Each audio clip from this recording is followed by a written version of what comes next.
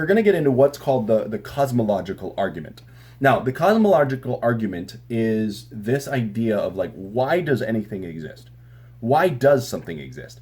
And so when I talk about proving the existence of God, you need to understand that when I use this idea, I'm not trying to make a proof like a mathematical sense.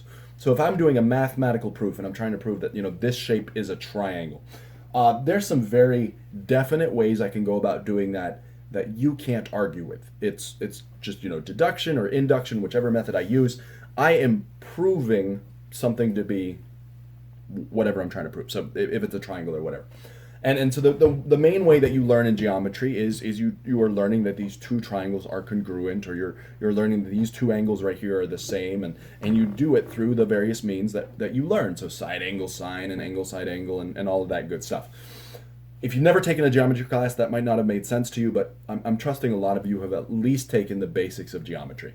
Some basic logic, some basic okay, I know what a proof is. When we talk about proofs for God, we are not talking that sense of a proof. Okay? If I could be really simplistic about it, it would be like this. If I'm saying 2 plus 2 equals 4, that is going to be like a very definitive, doubtless statement, unless you're in modern day math, which they try to argue that, but whatever.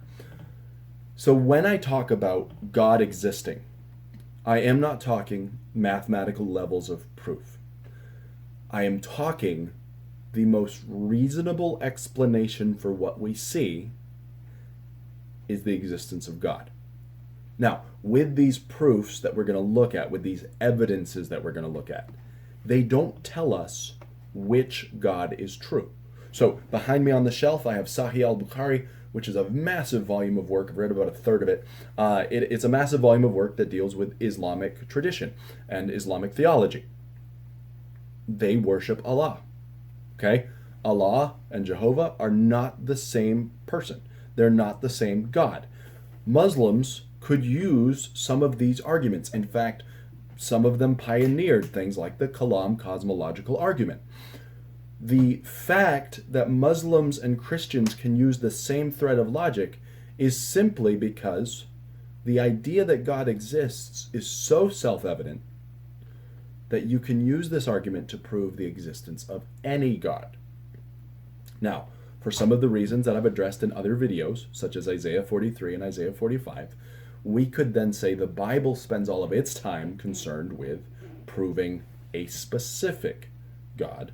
But one of the really terrible leaps in logic I've seen is, I believe it was John Loftus or Christopher Hitchens. He said, listen, you already don't believe in all gods but one. What's the difference between going one more God? To which I believe it was David Wood responded. He said, listen, if I'm looking at a laptop, I believe there was a designer.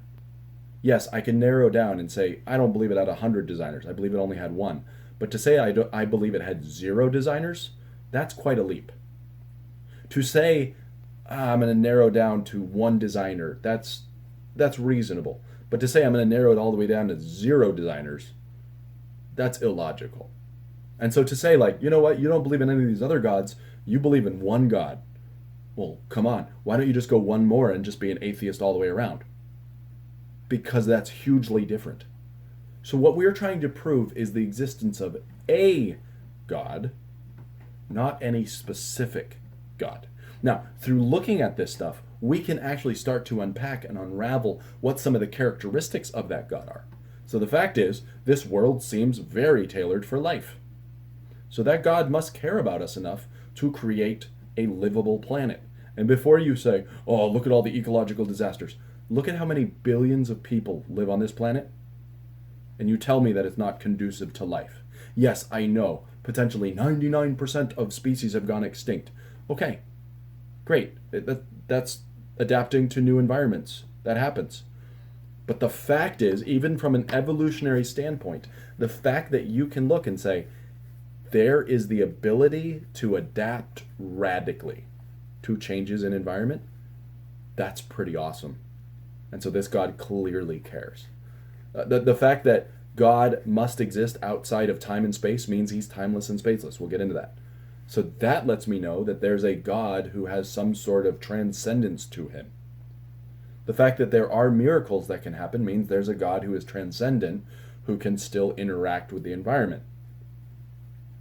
Okay? So some of those facts mean I can learn some things about God. And so in the next video, what I want to do is I want to start unpacking this cosmological argument so that you can see what are some of the reasons we would look at and say God exists.